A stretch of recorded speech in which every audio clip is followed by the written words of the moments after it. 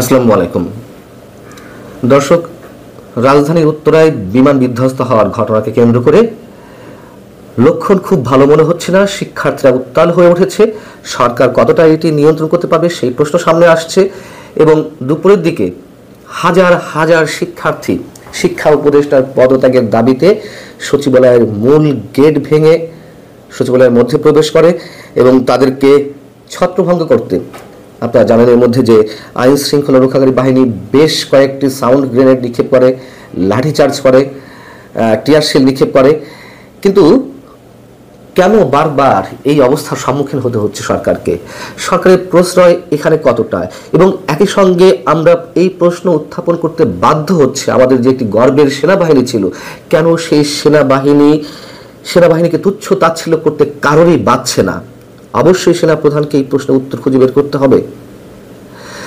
এবং এই যে সচিবালয়ের গেট ভেঙে ভিতরে প্রবেশ করলো, এর আগে হাজার হাজার শিক্ষার্থী যখন সচিবালয়ের দিকে যাচ্ছিল তখন তারা পুলিশের ব্যারিকেডের সামনে মুখোমুখি হয়। তারা পুলিশের ব্যারিকেড ভেঙে একটা পর্যায়ে সচিবালয়ের মধ্যে প্রবেশ করে। এর আগে আমরা জানি মাইলস্টোন স্কুল অ্যান্ড কলেজে যখন শিক্ষা উপদেষ্টা এবং আইন উপদেষ্টা সহ প্রধান উপদেষ্টা প্রেস সচিব তারা পরিদর্শনে গিয়েছিলেন, সেখানে তারা 5 ঘন্টা অবরুদ্ধ হয়ে পড়েন।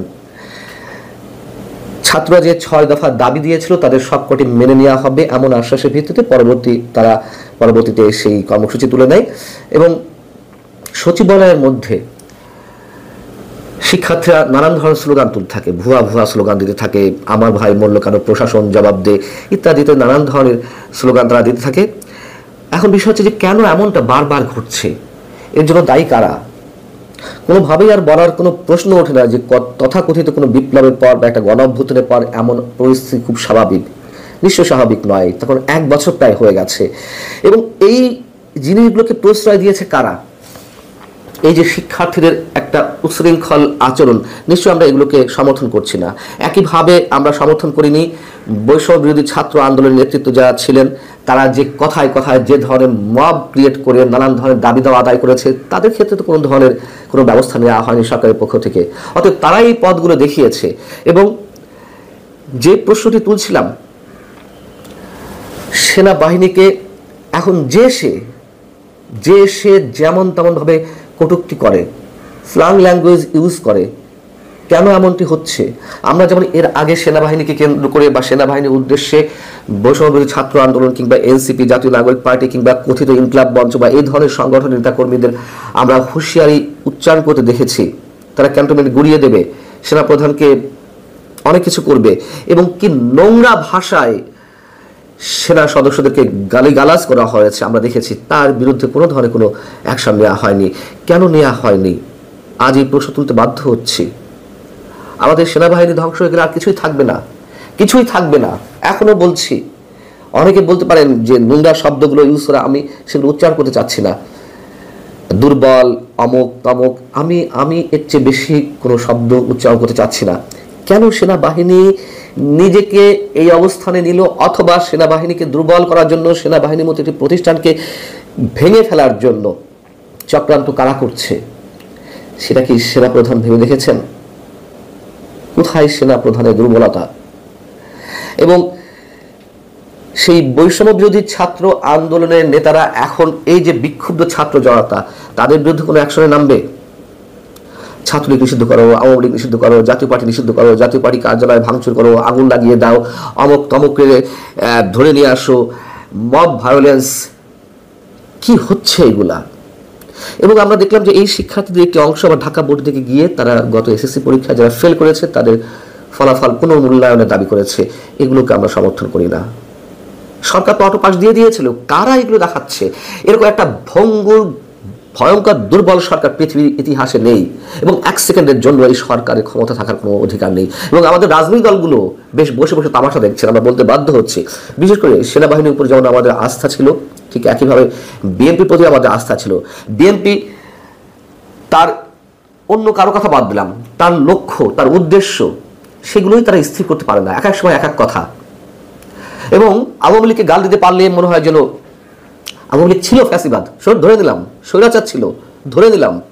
কিন্তু এখন পরবর্তীতে যা হচ্ছে তার চেয়ে কম কিছু হচ্ছে। আওয়ামী লীগকে মোকাবেলা করার জন্য এই ধরনের মব, এই ধরনের কথিত আন্দোলন সবকিছুই বিএনপি মেনে নিয়েছে। তার বিরুদ্ধে বিএনপিও কোনো ধরনের রাজনৈতিক কর্মসূচি দিতে পারেনি। নাম কাস্তে দুটি একটা দিয়েছে এবং প্রত্যেকের ক্ষমতা কেন্দ্রিক জায়গা থেকে যার যার কর্মসূচি থ্রো করছে, কিন্তু দেশটার কথা নিয়ে কেউ ভাবছে না। এবং সত্যি সত্যি আজকে অনেকেই অনেক ধরনের প্রশ্ন তুলেছেন সেনাবাহিনীকে নিয়ে। আজকে এই শিক্ষার্থীরাও যেভাবে সেনাবাহিনীর উদ্দেশ্যে স্ল্যাং ল্যাঙ্গুয়েজ ইউজ করলো, আমরা কোনোভাবেই একজন সুস্থ মানুষ হিসেবে এগুলো মেনে নিতে পারি না। তবে কেন ঘটছে, কী কারণে ঘটছে, সেগুলো সেনাবাহিনী বুঝে উঠতে পারবে না। এর ভিতরে জাতীয় এবং আন্তর্জাতিক মানে উস্কানি কতটা রয়েছে আমাদের অবশ্যই অ্যাডভান্স এখনই ভেবে দেখতে হবে। যে কথা শুনে আসছে যে হয়তো আমাদের মানচিত্র ঠিক থাকবে না, হতে পারে, অস্বাভাবিক কিছু নয়। আসসালামু আলাইকুম রহমতুল্লাহি ওয়া বারাকাতুহু। সম্মানিত দর্শক, আমাদের রাজনীতিতে সাম্প্রতিক সময়ে কতগুলো উল্লেখযোগ্য ঘটনা ঘটে গেছে। গোপালগঞ্জে এনসিপির সমাবেশকে কেন্দ্র করে সেখানে প্রায় যুদ্ধ অবস্থা, এবং এনসিপির নেতৃবৃন্দ গোপালগঞ্জে গিয়ে যে বিরূপ পরিস্থিতির মধ্যে পড়েছেন, তার প্রেক্ষিতে তাদের যে পরবর্তী অনুষ্ঠানগুলো, বিশেষ করে কক্সবাজারে অপ্রীতিকর যে ঘটনা শুরু হলো, এটা কোন পর্যায়ে গিয়ে থামে বলা যাচ্ছে না। ইতিমধ্যে গোপালগঞ্জের ঘটনাকে কেন্দ্র করে এনসিপি নেতাদের একটি যে কথাবার্তার অডিও রেকর্ড ভাইরাল হয়ে পড়েছে, এবং গোপালগঞ্জে সে যারা নিহত হয়েছেন তাদেরকে কারা খুন করলো বা গুলি করলো, তারা কিভাবে মরলো, তাদের রাজনৈতিক পরিচয় কি, এবং সেখানে এখনো 144 ধারা বলবৎ রয়েছে। এর আগে এখানে কারফিউ ছিল, এবং সেই ঘটনাকে কেন্দ্র করে আওয়ামী লীগ হরতাল ডেকেছে, এবং হরতালকে সফল করার জন্য সেই পুরনো নিয়ম অনুযায়ী বেশ কয়েকটি বাস তারা আগুন ধরিয়ে দিয়েছে, বা কে বা কারা আগুন ধরিয়ে দিয়েছে, এবং এর প্রেক্ষিতে অনেক জায়গাতে বিচ্ছিন্নভাবে হরতাল পালিত হয়েছে, আবার অনেক জায়গাতে হরতালের ন্যূনতম নামগন্ধ পর্যন্ত নেই। এটা হলো বাস্তবতা। হরতালকে উপলক্ষ করে নিষিদ্ধ ঘোষিত ছাত্রলীগ, তারপরে যুবলীগ এবং অন্যান্য অঙ্গ সংগঠন তারা সারা বাংলাদেশে মিছিল করেছে, মিটিং করেছে, এবং আমাদের মতো যারা মানে রাজনৈতিক বিশ্লেষক রয়েছেন, আলোচক রয়েছেন, রাজনীতিবিদরা রয়েছেন, তারা গত কয়েকদিনে বাংলাদেশে ঘটে যাওয়া ঘটনাপুঞ্জি নিয়ে যত আলোচনা করছেন, সব আলোচনায় ঘুরে ফিরে একটা কথা আওয়ামী লীগ, একটা কথা শেখ হাসিনা। তো শেখ হাসিনা, যারা আওয়ামী লীগের যারা লোকজন, তারা তাকে আপা ডাকেন, আর আওয়ামী লীগ যারা বিরোধী লোকজন রয়েছেন, তারা এই আওয়ামী লীগ নেতাদের মুখে আপা আপা ডাক, এটাকে ঠাট্টা করে আপা ডাকেন। তাহলে আপা যে শব্দটি, এটির দুটো অর্থ রয়েছে বাংলাদেশে। একটা হলো সম্মান এবং মর্যাদা, ভালোবাসা, আনুগত্যের একটা প্রতীক, যেটা আওয়ামী লীগের নেতাকর্মীরা তাদের সভানেত্রীর প্রতি প্রদর্শন করেন। আর দ্বিতীয়ত, আওয়ামী বিরোধী শক্তি যারা আছে তারা ঠাট্টা করে বলেন, ওই যে তোদের আপা, তোদের ছেড়ে চলে গেছে, তোরা সবাই মরে যাচ্ছিস, মামলা খাচ্ছিস, মোকদ্দমা খাচ্ছিস, লাথি গুঁতো, তোদের জীবন তছনছ হয়ে যাচ্ছে, আর আপা ওখানে গিয়ে রাজনৈতিক মেহমান হয়ে সেই রাজার হালে রাজস্বিক ভোগবিলাস তিনি করছেন, আর ওখানে বসে বসে মাঝে মাঝে বক্তৃতা দিয়ে, বিবৃতি দিয়ে, কথা বলে তোদের জীবনকে একেবারে শেষ করে দিয়েছে। আর কতকাল তোরা আপার আশায় থাকবি? আপা আর আসবে না, আপা আর বাংলাদেশে কোনোদিন আসবে না, সম্ভব না। এখন আপা বাংলাদেশে আসবেন নাকি আসবেন না, এটা নিয়ে আলোচনা করব। আর দ্বিতীয়ত, আপার যে দল, যে দলের তিনি সভানেত্রী, আওয়ামী লীগ, সে আওয়ামী লীগ বাংলাদেশের রাজনীতিতে থাকবে কি থাকবে না, এটি নিয়ে আলোচনা করব। এই বিষয়গুলো বোঝার জন্য গত কয়েকদিনে আপনি যদি রাজনীতির মেরুকরণ দেখেন, সেখানে স্পষ্টভাবে দেখবেন যে বাংলাদেশের ধর্মীয় যে সংগঠনগুলো রয়েছে, মোরালেস সবাই একটি ছাতার তলে ঐক্যবদ্ধ হয়ে গেছে। দু একটি রাজনৈতিক দল বিচ্ছিন্নভাবে আলাদা আছে, কেউ কেউ বিএনপির সঙ্গে সম্পর্ক বজায় রাখছে, কিন্তু দলে দলে সবাই জামাতের নেতৃত্বে মোটামুটি ঐক্যবদ্ধ হয়ে গেছে।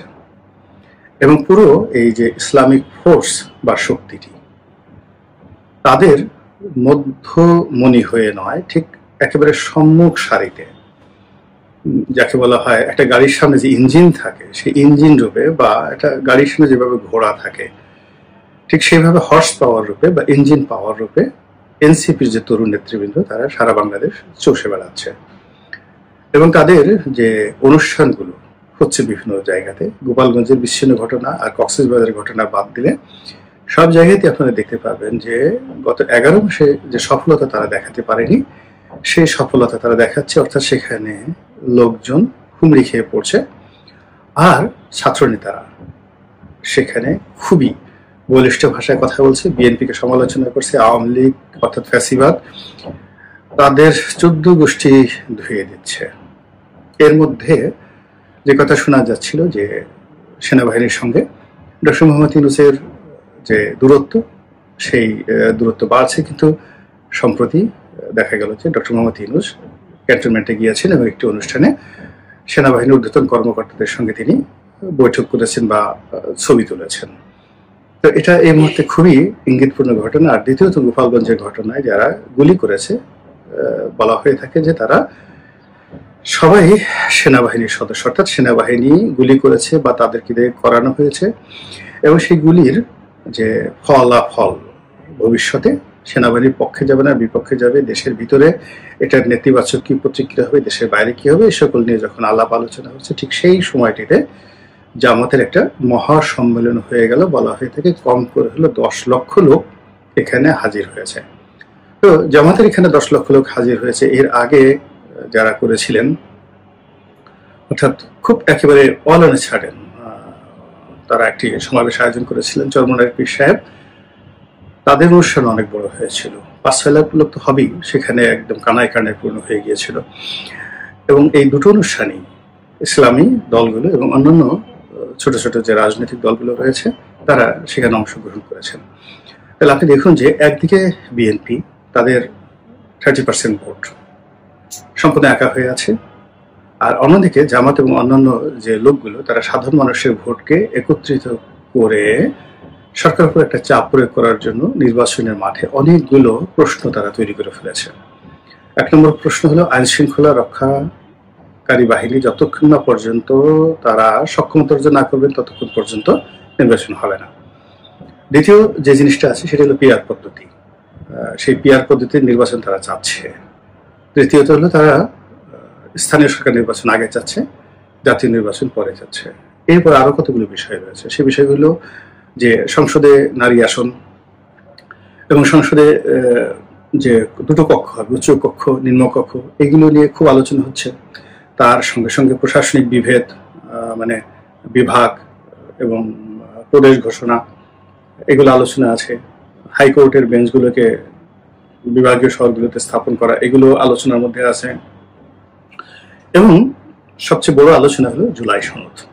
এই জুলাই মাসের মধ্যেই জুলাই সনদ ঘোষণা করার জন্য সর্বোচ্চ চেষ্টা করা হবে, এবং জুলাই সনদ সঙ্গত কারণে এই সরকারকে এম্পাওয়ার্ড করবে, এনসিপিকে এম্পাওয়ার্ড করবে, এবং সমস্ত ক্ষমতা তাদের হাতে কুক্ষিগত হবে, এবং তাদের যত কর্মকাণ্ড আজকে পর্যন্ত রয়েছে সেগুলোতে ইমিউনিটি দেওয়া হবে।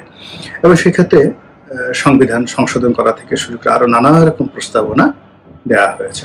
তো বোঝার চেষ্টা করুন যে যা কিছু করার চেষ্টা করা হচ্ছে, এতে করে আগামী যে 2 সপ্তাহের মধ্যে বা 3 সপ্তাহের মধ্যে, আগস্ট মাসের 10 তারিখের মধ্যে পুরো বাংলাদেশ উত্তাল অস্থির হয়ে পড়বে, কোনো পরিস্থিতি কারো নিয়ন্ত্রণে থাকবে না, এবং চারিদিকে একটা শূন্যতা তৈরি হবে।